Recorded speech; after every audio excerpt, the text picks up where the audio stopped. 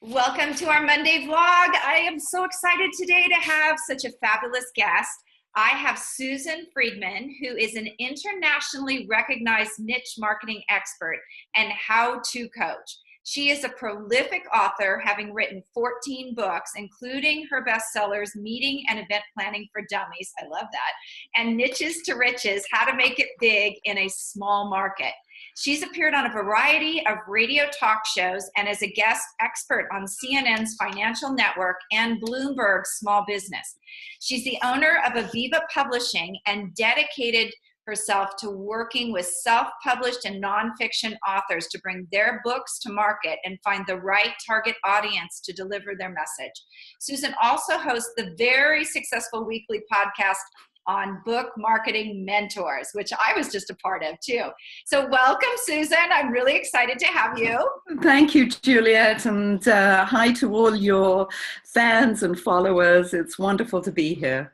Oh, don't you just love her accent? I just love everything with an accent is so cool. Yeah, people pay me to talk like this. It's really wonderful.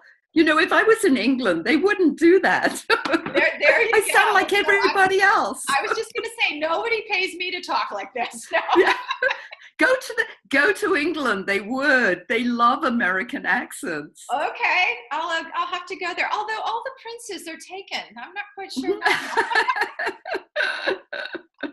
So I'm really excited to have you here today because I don't think that people realize that before they ever start their book journey, they really need to know what their niche is and what their message is. And you probably see this too, being a publisher, is that people come in when you talk to them and you say, who's your target audience? And they say, everyone. Everybody. Yeah, everybody. And they don't really understand the nuances of niching. So can you tell us a little bit about that? So the importance of niching, and it's really finding the right audience for your message. People get a bit confused with that word. They don't really know how to pronounce it. Niche, niche, so it's a French word. It means a corner. And so what you're doing is you're finding a corner in the marketplace that you can own, or at least that there's fewer competition in that arena. So it's really important for an author who wants to stand out, in the crowd. You know as well as I, there are how many thousands of titles that are coming onto the market every single month. And it's easy just to drown in that ocean of titles. So the more that you can target a particular audience with your message, the easier it is for you to be noticed and be seen really as an expert in that environment. And that's really what I like to work with my authors on, is getting them to be recognized as an expert in their field. Mm-hmm. No, that's fantastic. And for those of you who are not really grasping how down you need to get on this, or how finite you need to get on this, I did a study one time for one of my authors who had a divorce book, and she was insistent that we put it into divorce because she handled every category. The reality was that if you search for divorce books on Amazon, there are over 22,000 books. So the likelihood of yours being up at the top is pretty slim to none.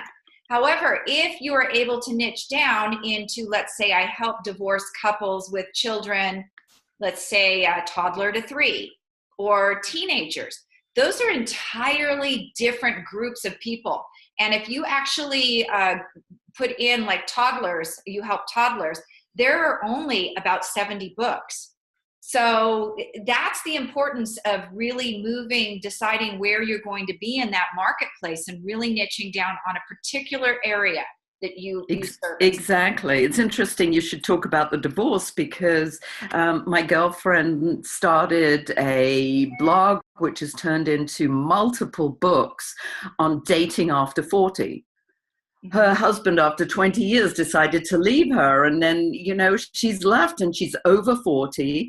And it's a whole different scene going out and trying to date. And that's a very lucrative niche out there. So absolutely, if you've got a subject matter, if you're in sales, for instance, I had an author who specialized in the heating and air conditioning environment. Well, a sales book in that environment is going to go a lot further than just saying, I've got a book on sales. Well, da-de-da, there, there are hundreds and thousands of sales titles out there. So you're absolutely right. So thank you for, defining that even better. Well, it's not just that, but most of the people who write books are entrepreneurs, and they often come to us with their platforms wondering, why am I not connecting with an audience? And most of the time it's because you're not specialized enough. People aren't aware of those special things that you bring to a market because your market's so broad. So this is to me, the $100 million question. What's the biggest challenge and obstacle for authors committing to a niche market? Because it's so hard to get people to commit. Yes, it really is, and I get this almost every day when I speak to authors. And it's like you said, you ask them who their target is, and it's everyone, or it's a group of people here. I was on the phone with one of my authors yesterday, in fact, and she's written a book on depression. And she said, oh, it's really good for therapists and school counselors and for superintendents, and I want to speak to this group and that group. And then, oh, by the way, I can get it over here.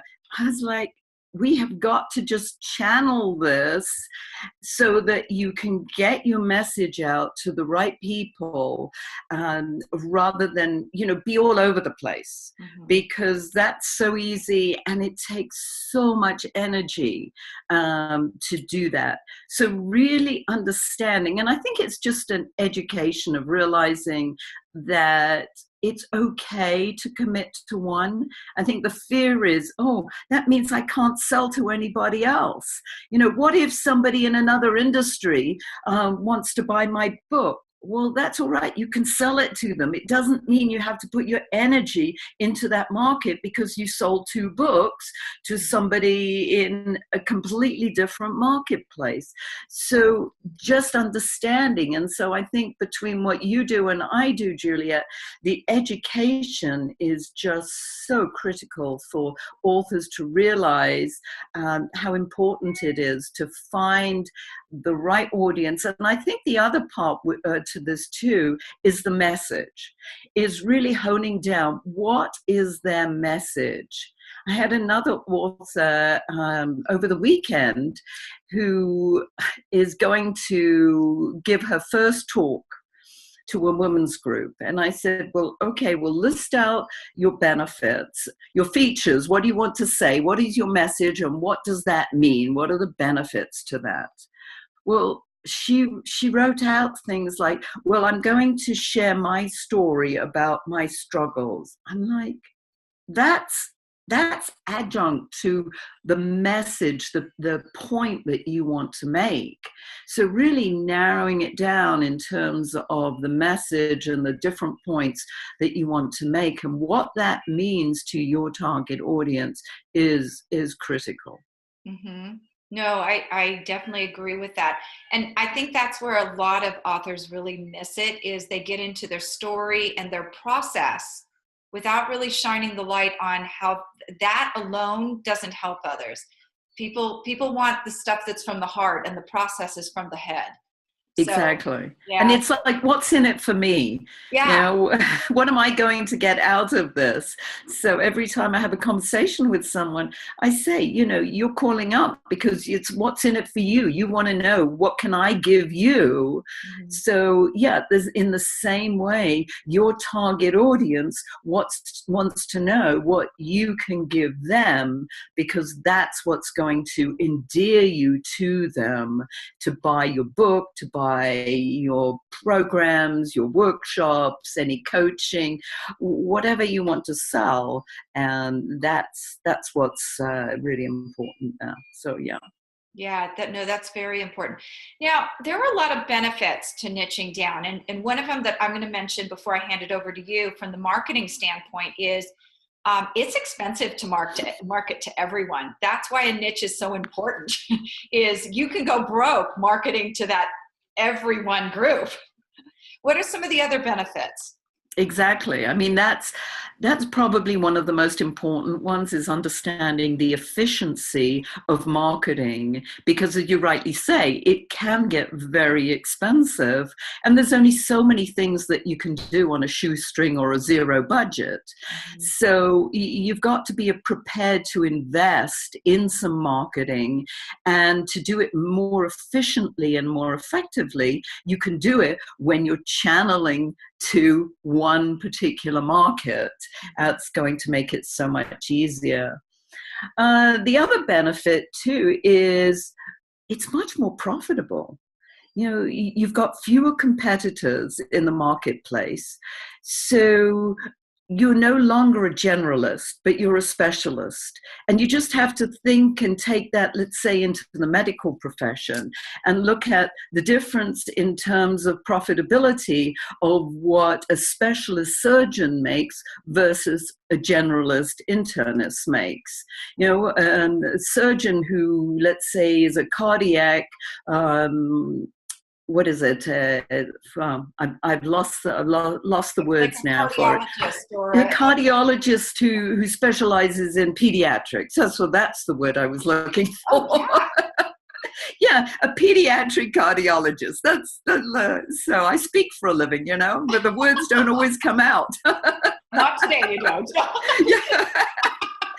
So, you know, a pediatric cardiologist is going to make far more because he's so specialized than a general surgeon, let's say. So in the same way, you know, an author is going to be paid more for their speaking if they're specialized in a particular niche, a special marketplace. And so it's far more profitable. The more specialized, in fact, the higher your fee. Why? Because there's nobody else on the market, in the marketplace, doing what you do. So if somebody wants what you do, guess what? You can write your own ticket for that. Right. But another part of that, though, is the messaging, because I know for the longest time, people didn't understand what I did. They had no idea what platform building was and how it was different than marketing. So that message is really important too. Absolutely. And the branding, you know, branding yourself. My first career was working in the trade show arena, and I became a specialist, an expert in that arena. And there was hardly anybody else out there who was published. And so I really stood out from the crowd with my message, and I branded myself as the trade show coach. And so that name alone says what I do, and that's really important. In fact, that's one of my strategies in my Riches and Niches book. And it's the first strategy is choose a name that says what you do. I mean, I started off my life with a name. I was getting really fancy. I called myself Diadem Communications. It's like, what the heck does that mean? So people thought I was in the wireless business, you know. Uh-huh. So, but once I said I was the trade show coach, there's no, you know, ifs, ands, or buts. People know exactly what I'm doing. I'm a coach in the trade show industry. Right. So, yes. So, yeah, get away from the fancy, the cutesy. Just tell people what you do. Don't be afraid of that. We have a saying in our ad agency, don't get creative if you're not creative. Yes, exactly. I was just getting far too fancy. And, you know, the whole idea of a diadem, most people don't even know what a diadem is, but it's a sign of distinction. It's what the Romans used to wear. You know, the laurel wreaths or a crown is called a diadem. So that's what we went for. But nobody knew what that was. I mean, until I started using it, to be honest with you, I didn't even know either. Well, So. I have to tell you, when I named Winsome, I actually used it to describe my personality, and I didn't know what it was either. I took out the thesaurus and looked at what I thought the best fit was. And somebody who was branding came right up to me and said, "That's a horrible name. We have no idea what you do." Okay. So it happens, even to the best. Yeah, it does. I mean, Aviva Publishing, Aviva happens to be my middle name. Oh, really? Yeah, it means spring. So I've got as a logo a little spring that comes up. And yeah, but it just also happens that there's a huge insurance company called Aviva as well. And I have absolutely nothing to do with them, but I wouldn't mind some of their money. Yeah. We'll have to make that happen. Yes. So what is the optimum number of niches that you would recommend for anyone? Uno. Good. I mean, start with one. You know, maximum if you really, really have to, go with two. But the more, that means you're splitting your energy in two. And you've only got X amount of energy and X amount of dollars, let's say, that you're going to invest in your marketing. So why not hone in on that one market? You know, I'm beginning to feel I'm sounding like a stuck record, but, you know, it really is. It's so important because it affects your marketing and everything you do, and you put all your energy. I think one of the biggest mistakes I made when I was in the trade show industry was I started, you know, going elsewhere. And as soon as I did, I lost my focus. And I'm like, Susan, go back to your roots, go back to what you know, where you're considered an expert, and just maximize that and forget about missing out somewhere else. Mm-hmm. So, yeah, it's hard, and it takes some. Well, it takes focus, it takes dedication. And, you know, when you're in that market, like you said, if they go in for the divorce market for a certain community, they can look at the blogs, they can look at the websites, they can look at companies that are also interested in the same target audience. There are speaking opportunities. There are usually associations who are looking for speakers. I mean, you're going to get richer on speaking than you are selling books. Right. And you and I've had this conversation before. It's like, you're not going to get rich selling books. No, I mean, it's all of those other things around it. I mean, yeah. So I want to get into something here, because I want people to understand how important, when you're putting your niche together, how building an avatar really helps with that too. You know, knowing not just like identifying your target market, but having that, like, you know, the demographics, you know, their behaviors, you know, where they hang out. Because one of the things I hear a lot is, oh yeah, I have a niche. It's Jack Canfield's. My audience is Jack Canfield's. You wouldn't believe how many times a year I hear that. My audience is Jack Canfield's audience. But your audience isn't really Jack Canfield's audience, because you're not Jack Canfield. Mm-hmm. So how important do you think it is to build that client avatar and be really precise and just know, like, that's a particular age group, these are the behaviors this people have, this is what they want? It's critical. It really is, because then you really understand, because you have to know everything about this avatar. It's like, what do they like to have for breakfast in the morning? What keeps them up at night? What are they frightened of? What do they like to do? And more often than not, the authors have written a book about themselves, because it's often their story. Mm-hmm. So chances are that they're talking to somebody just like themselves. And it makes it so much easier, to identify that person. Is it a male? Is it a female? Are they married? Do they have kids? Are they empty nesters? Are they going into a second career? Did they have a divorce? Whatever, they had a tragedy, they got over an addiction. I mean, it's usually the same crowd as, person like yourself, because you've been motivated, inspired to write this book. It's your story. It's often your story that has brought you to writing that book.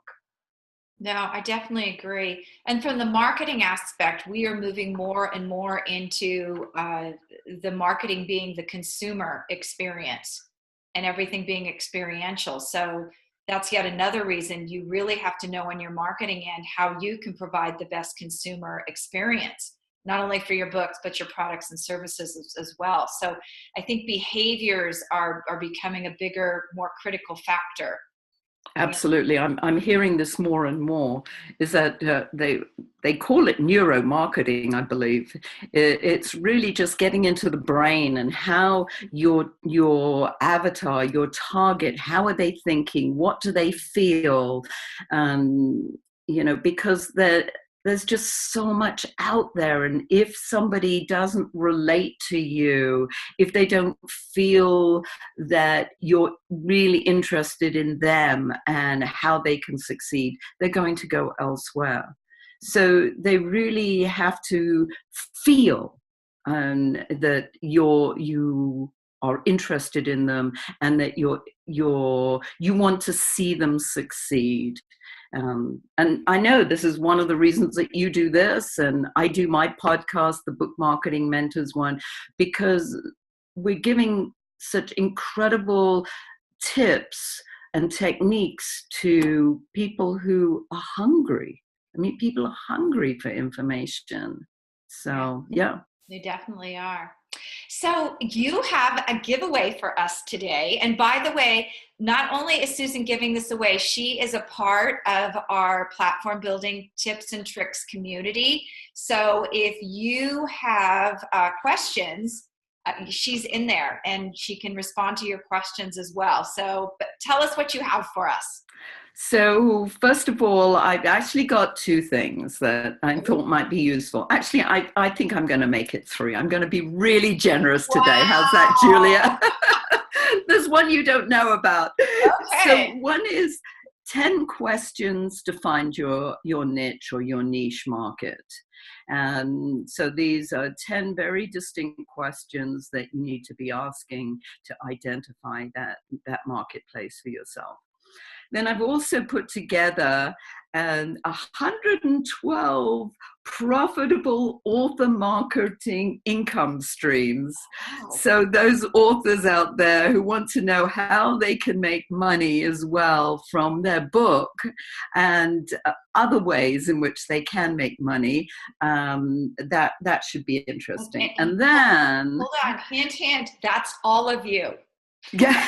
Remember, we just said you don't make money from the book, so yes. You need that. You need something else to help you do it. Yes. Exactly. And then finally, I'd love to give all of your listeners, your viewers, a PDF copy of the Riches and Niches book.